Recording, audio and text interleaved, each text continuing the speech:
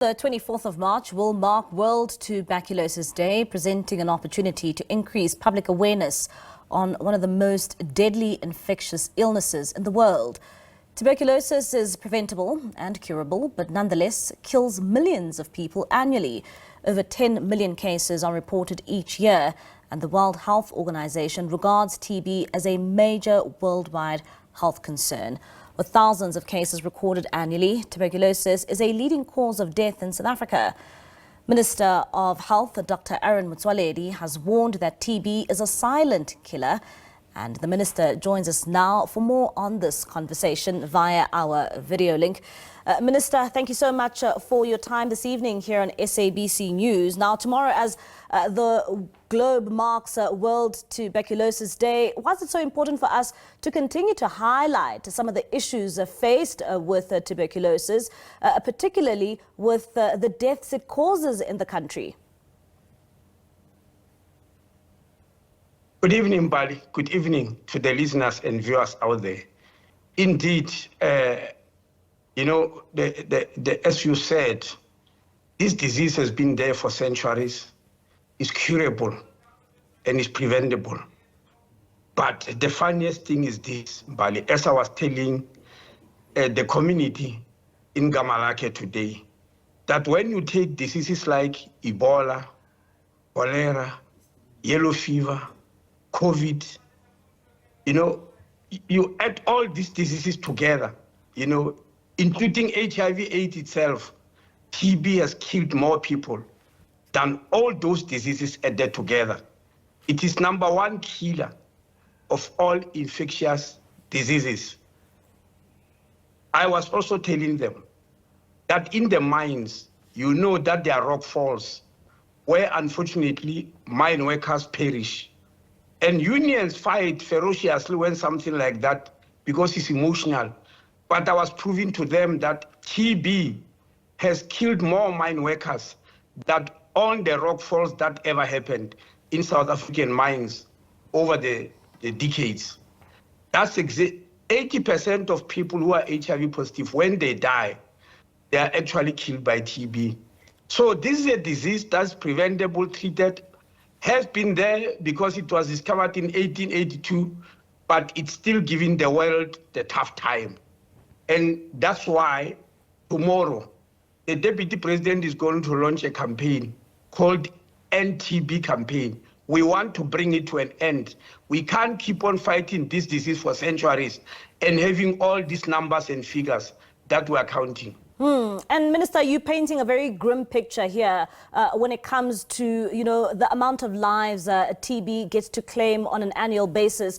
With the World Health Organization also saying that annually we at least see 10 million cases of TB.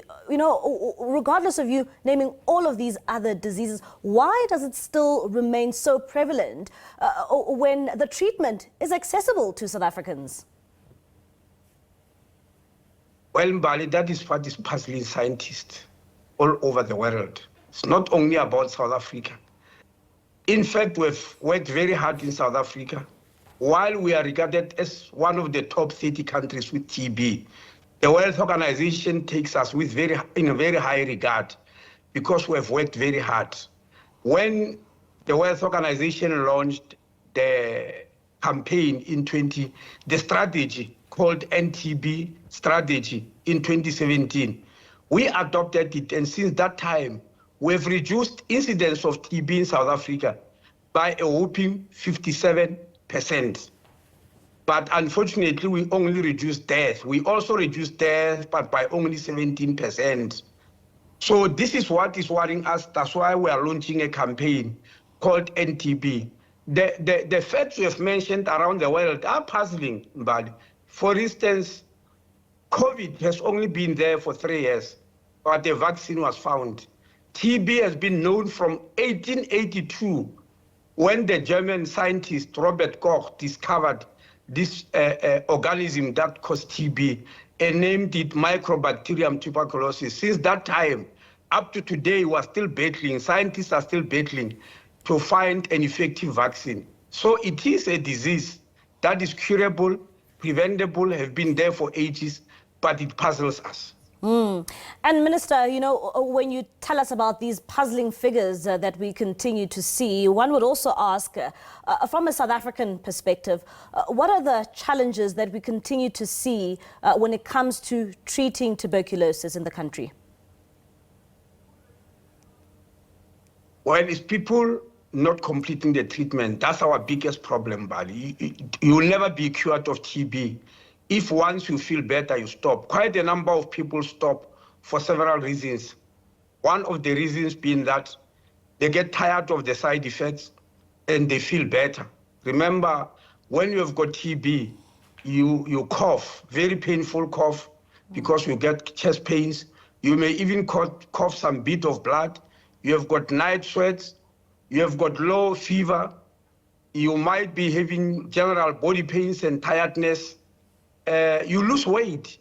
Now, once you take antibiotics against TB, within 2 weeks you are feeling better. And unfortunately, some people stop taking treatment. That is one of the biggest problems we are faced with.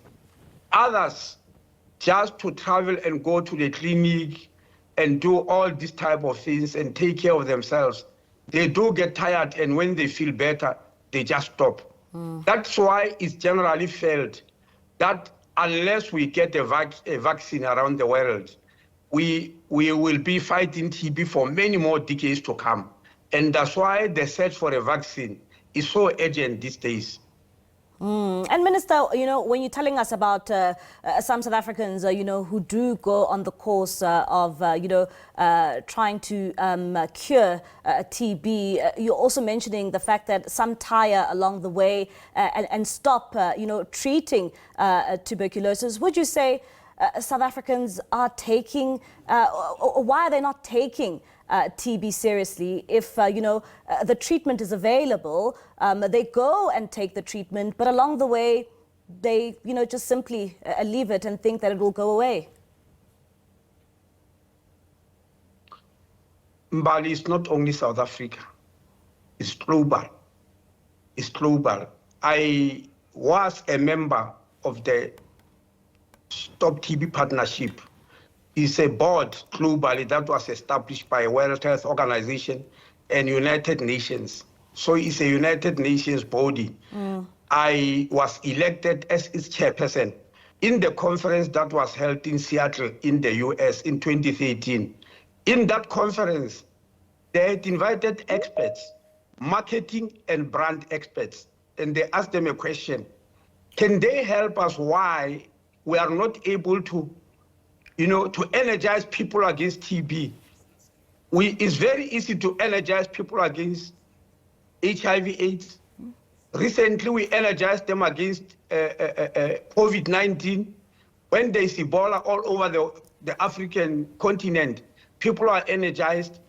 So they said the marketing expert and brand expert must tell us, why are we not able to energize people against TB? And the answer is people are not scared of TB, Mbali. They are not scared, as they are scared of all the other disease. Despite the fact that TB is #1 killer, it kills more than them. But it's the problem is TB, as I explained it the other day when we had a workshop with journalists. I said TB is not a drama queen. It doesn't come dramatically. It doesn't announce itself in a dramatic way like you saw what COVID-19 did. It kills very slowly and very silently, and you die isolated at home without anybody seeing you, without the world watching. Yeah. That is the problem we're having with TB. And Minister, before I let you go, I just wanted to get you know, some of your comments when it comes to the withdrawal there for the aid on HIV from the US President Donald Trump. And when you talk about TB and how it relates to HIV, what does it then do to efforts of this nature to continue to treat many around the world when we see the withdrawal of such important aid? In South Africa, and unfortunately I can't talk about other countries, in South Africa we took a vow that we are going on regardless. And that's why on the 25th of February, we launched a campaign called closing the gap of 1.1 million, whereby we are looking for 1.1 million people who we know are HIV positive but are not on treatment. We want to put them on ARVs, because when people are on ARVs, death from TB also goes down, because the two diseases fit into each other. Now, tomorrow, the Deputy President is launching a campaign called NTB campaign, whereby we are going to look for 5 million people and screen them for TB. We want to reach that 5 million every year and screen them for TB and put them on treatment. So we are not stopping. One of the reasons that gives us courage in Bali is because while PEPFAR has moved out and it was helping us in 27 out of 52 districts, but when it comes to ARVs and anti-TB treatment, TB antibiotics, when it comes to those, we buy them with our own money. We don't depend much on PEPFAR. 90% of our ARVs, for instance, are bought from money from our own treasury, and 10% is from Global Fund, which is based in Geneva. So at least the medicines we have got, what we must do is to energize people to work double hard to make sure that we don't go back or we don't die in South Africa simply because somebody took their money away. It would be very sad if we start dying one by one and say because a man somewhere across the oceans has taken back his money. Because as I said in Parliament, Trump doesn't owe us a cent. He just took away his money. He doesn't owe us a cent. We can't keep and claim and say this man took this money, this is how much he owes us. He doesn't owe us, he was just helping. So this must come as a wake-up call to help ourselves. So I am saying we must not waste this crisis. It must teach us to stand on our own 2 feet, and I believe in South Africa we can. Minister, thank you so much for your time this evening. That is Minister of Health, Dr. Aaron Motsoaledi there, just giving us an insight in terms of the interventions that government is making in terms of trying to ensure that various services like ensuring access to HIV treatment as well as TB continue regardless of some of that aid being cut.